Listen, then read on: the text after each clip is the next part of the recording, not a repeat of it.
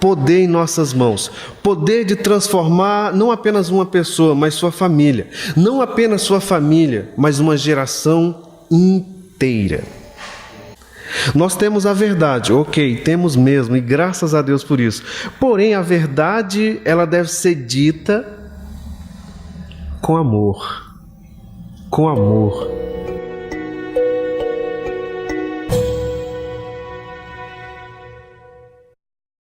Hoje, então, nós temos o desafio de falar sobre o desafio da atualidade, e a nossa atualidade tem muitos desafios. A igreja da atualidade enfrenta diversos desafios.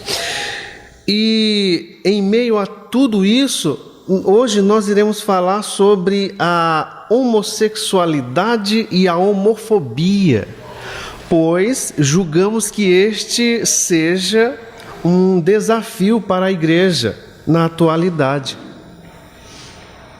E esse texto de Atos dos Apóstolos é um belo texto para essa ocasião, porque ele nos leva justamente a um momento da história onde a igreja estava diante de um desafio.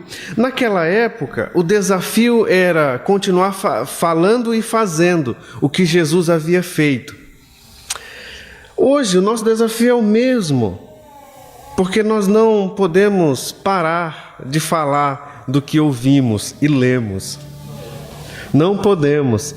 E então nós gostaríamos de compartilhar com você uma mensagem a esse respeito. Como é que a igreja deve encarar este desafio e como é que a igreja irá vencê-lo? Porque, graças a Deus, a igreja não é humana, portanto, ela irá vencer. O dono dela disse que as portas do inferno não irão prevalecer sobre ela.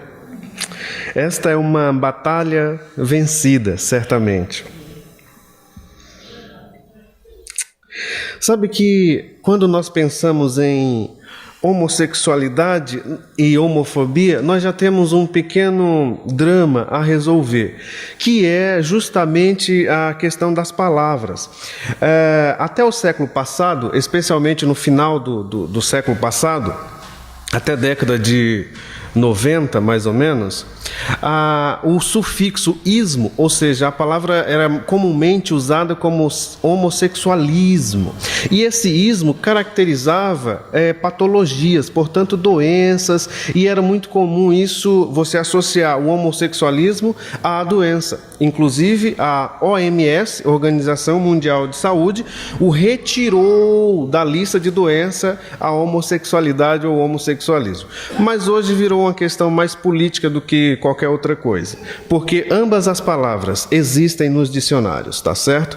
Mas como nós aprendemos com Jesus que nós devemos ser agradáveis, então nós vamos usar a palavra homossexualidade, tudo bem?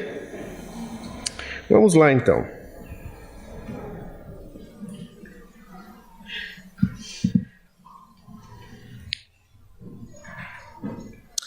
Antes de entrarmos, vamos definir então as palavras para que dessa forma todos nós tenhamos o entendimento do que vem a ser isso.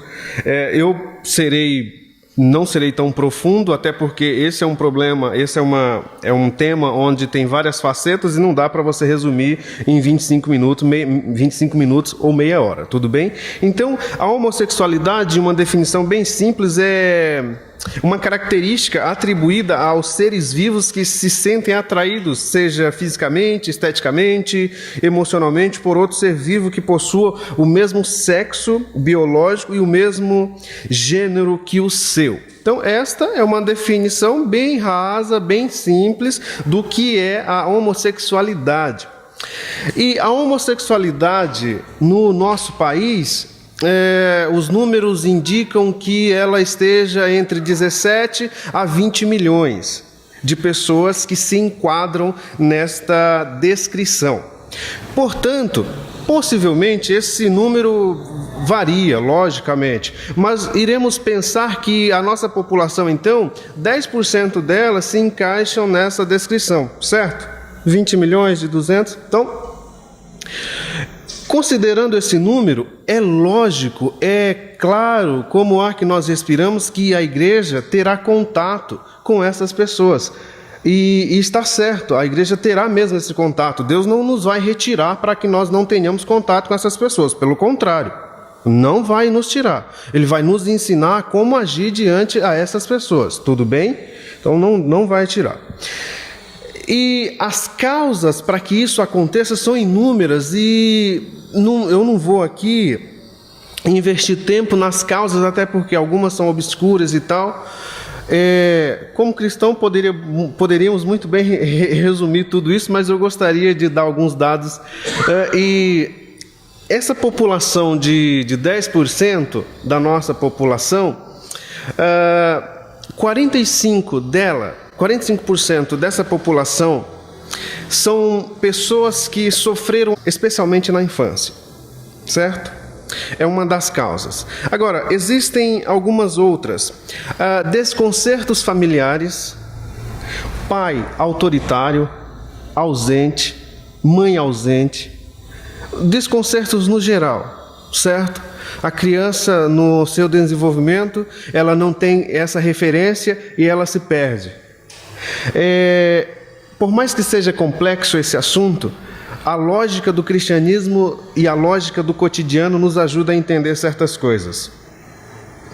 Se você perde a referência, fica difícil. Imaginemos, pois, um piloto em estágio de aproximação da pista. Se ele perde as referências visuais, só para que você possa entender, ele precisa mudar todo o seu plano, ele precisa fazer um processo que nós chamamos de arremetida na aviação. Então, quando você perde a referência, praticamente você tem que mudar todo aquele planejamento inicial. Imagine isso acontecendo em uma criança. Ela perdeu a sua referência, então ela vai ter que se reconstruir e, meu Deus, ela não tem estrutura para tanto. Certo? E aí eis uma das razões pelas quais elas acabem se encaixando nessa descrição. Entender isso é importante por quê? Porque quando você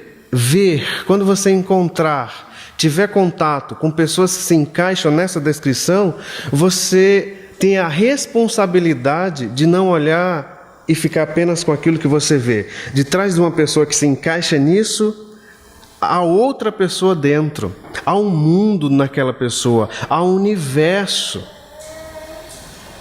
Sabe, enquanto nós estávamos vindo de ônibus é muito bom, dá para aproveitar. Quem gosta de viajar, eu costumo ler para investir tempo e não ficar preocupado com a estrada, sinuosa às vezes. E você vê casinhas lá longe, luzes, e às vezes, ontem eu percebi luzes de TV. E que interessante, ali há mundos, existem pessoas ali, pessoas que pensam diferente, têm sonhos diferentes que os meus. Que coisa interessante, é mais que uma simples lâmpada, é mais que um simples luz de TV, ali tem gente, ali tem um mundo. Então nós precisamos olhar com essa perspectiva, porque senão nós não vamos conseguir fazer aquilo que Jesus faria em nosso lugar. Então, considerando esse número, a igreja terá contato com essas pessoas. E como é que a igreja deve agir ou reagir? Ou melhor, como a igreja deve reagir nessas situações? É isso que nós vamos tratar. Para agirmos de forma adequada, eu penso que nós precisamos basicamente de duas coisas. Primeira coisa é saber quem nós somos. Isso precisa estar bem definido no coração e na nossa mente. A segunda coisa básica que nós precisamos saber para agirmos de forma correta é o que nós temos. O que nós temos. Respondendo quem somos, bom, nós somos a igreja do Deus Altíssimo. A Igreja do Deus Altíssimo é, antes de tudo, a coluna da verdade. Se isso encher o nosso coração e a nossa mente, e a ponto de ficarmos definidos quem nós somos, meu Deus, isso já nos coloca em uma vantagem muito grande para lidar com essas pessoas. A segunda coisa é saber o que temos. Bom, e nós temos aqui, o Evangelho de Jesus, que segundo Paulo, o apóstolo, é o poder de Deus para a salvação. Portanto, nós somos a Igreja do Deus Altíssimo, coluna da verdade, e temos poder em nossas mãos. Poder de transformar não apenas uma pessoa, mas sua família. Não apenas sua família, mas uma geração inteira. O poder que a igreja tem em suas mãos é um poder que pode transformar a nossa cidade, o nosso estado, o nosso país e o mundo. O poder do Evangelho. Portanto, quando nós respondemos a essas perguntas e ficamos definidos quanto àquilo que somos e aquilo que temos, fica bem mais fácil. Bem mais fácil. No início, nós cantamos que, aliás, foi o primeiro hino, se eu não estiver enganado, que seu amor aos homens perdidos, das maravilhas, é sempre a maior. Olha, a Igreja do Senhor tem inúmeras vantagens, benefícios, e um deles é cantar sem um instrumento. Isso é muito importante, porque quando eu tiro o artifício, é eu e Deus. E isso me ajuda a entender aquilo que eu estou cantando. Se eu canto no domingo de manhã que dá seu amor aos homens perdidos, e eu estou lendo que eu anotei, seu amor aos homens perdidos das maravilhas é sempre a maior. Ah, que beleza! Então, eu imagino que nós todos estejamos entendendo que o amor que Deus tem pelos perdidos das maravilhas é sempre a maior. E esse amor, meu Deus, esse amor toda a igreja experimentou. Todo dia nós lemos sobre esse amor nas páginas do Novo Testamento. Portanto, eu tenho aquilo que é mais precioso que Deus pode oferecer a um perdido, e eu que era perdido já experimentei. Olha, isso é bacana demais, porque daí com essa experiência, eu consigo entender que para o mais vil pecador, Deus tem uma transformação, Deus tem um amor que pode transformá-lo à sua imagem e à sua semelhança. A outra palavra que precisamos definir é a homofobia. E a homofobia, também de forma bem rasa, ela se revela como uma aversão irreprimível, uma repugnância, um medo, ódio, preconceito que algumas pessoas nutrem contra os homossexuais. E aí tem uma lista, hoje tem a AGBLT, eu não vou dizer aqui, depois você pesquisa o que significa.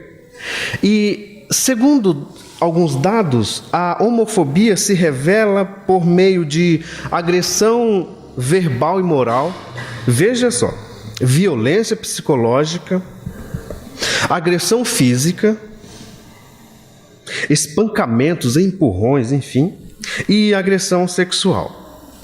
Essa é bem rasa a definição de homofobia. Agora eu pergunto para você, você consegue encaixar algum cristão nessa descrição?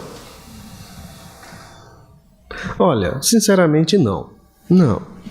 Aqui nessa descrição não cabe nenhum cristão.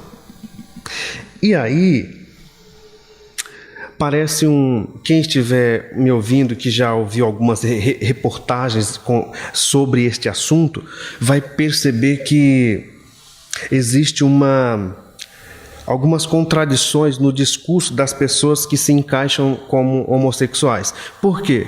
Porque se você perguntar para esse grupo o que eles acham da igreja no geral, geralmente o jornalista não precisa ser um teólogo, ele vai perguntar o que você acha dos evangélicos. E aí, boa parte do discurso desse pessoal é que essas pessoas são homofóbicas. Bom, eu não sei os evangélicos, mas os cristãos não são.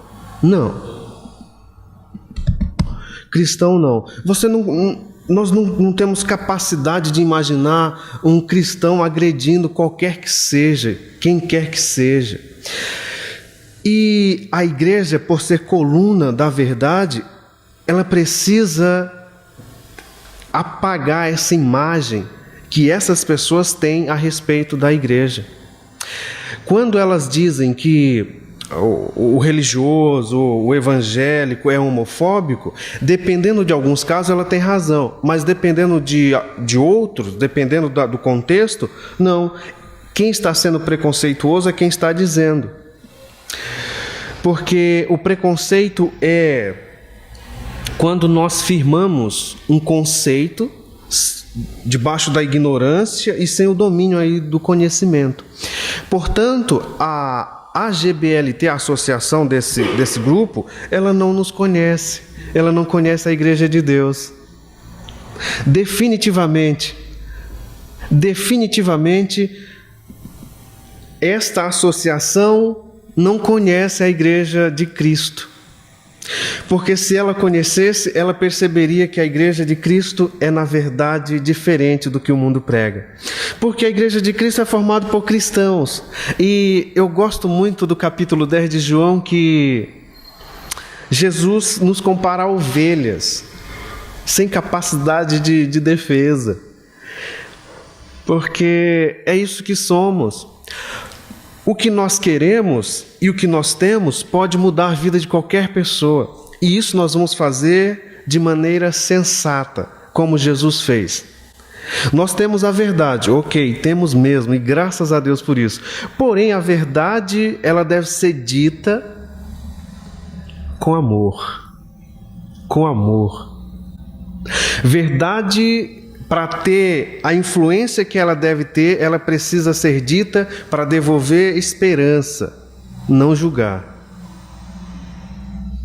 Até porque eu sei que por trás de uma pessoa que está com uma desorganização mental tão grande, existe um ser que Deus criou para honrá-lo, para glorificá-lo.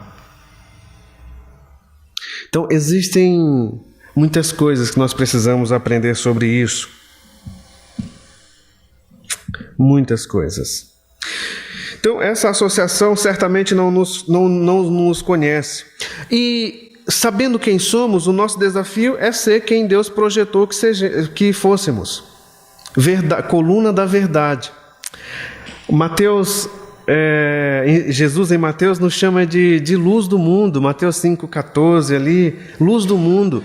Meu Deus, a luz só faz sentido quando inserida em trevas. E nós estamos, o próprio Jesus disse que o mundo jaz do maligno. E a igreja está aí como luzeiros. O apóstolo Paulo vai dizer isso em Filipenses 2,15. Que nós estamos como luzeiros no mundo.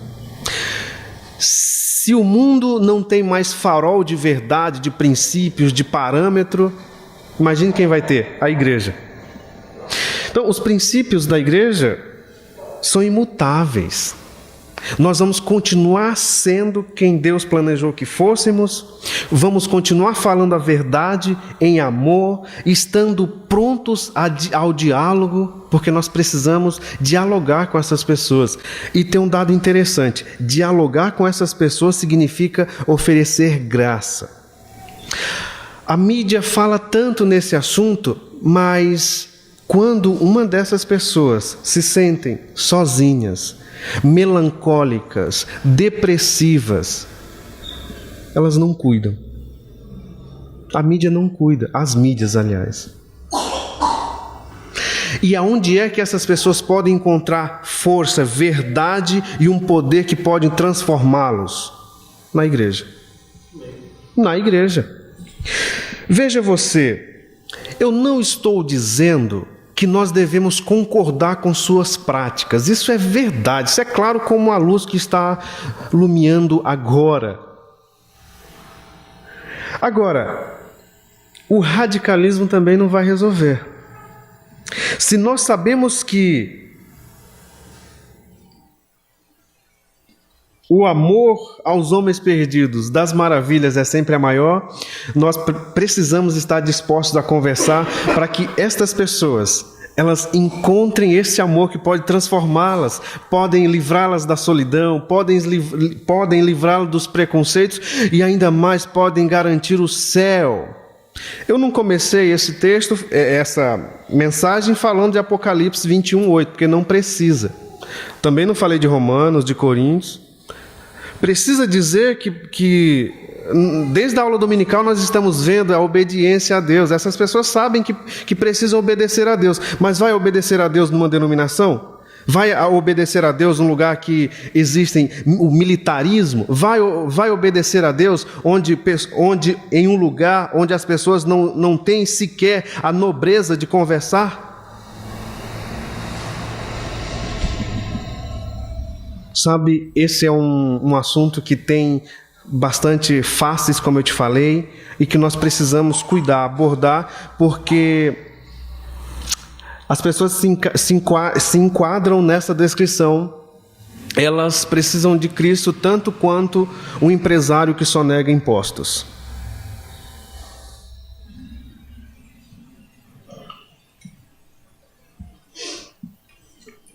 Agora, a igreja, ela irá continuar falando a verdade em amor, estando aberta ao diálogo, tá certo? E oferecendo a mensagem poderosa do Evangelho que pode transformar as pessoas.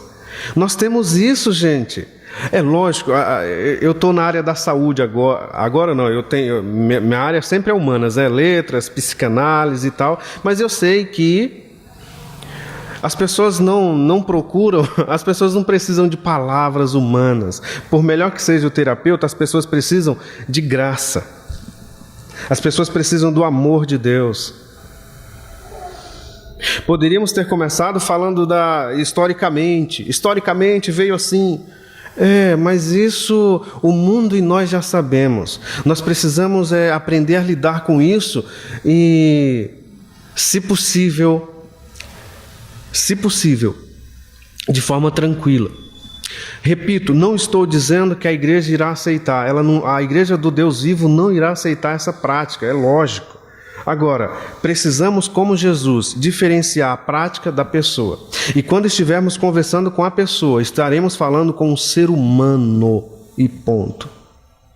Para que dessa forma o amor de Deus alcance essas pessoas também. Nós não somos homofóbicos. Não, isso não é. Esse rótulo não cabe a nós. Não. Nós temos princípios e conceitos firmados. E o desafio gira, na verdade, em torno disso. O que a igreja fará a respeito desse movimento?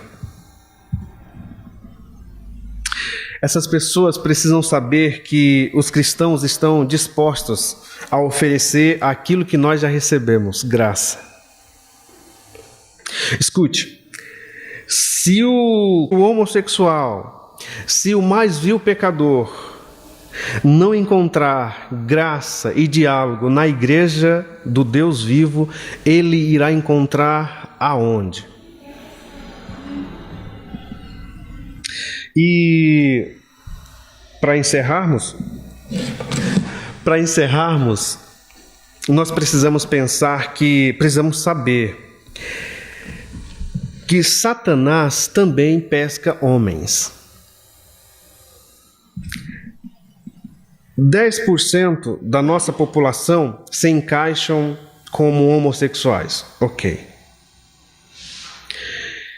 Se os pescadores de homens que Jesus chamou para tal função não pescar estas pessoas serão pescadas pelo inimigo certamente.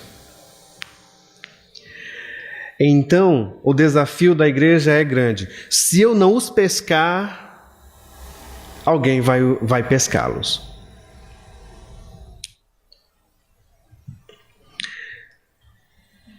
Sabe, eu conheço, para finalizarmos, um rapaz que foi a um banheiro de uma universidade e ao chegar lá ele deparou-se com uma mulher, certo?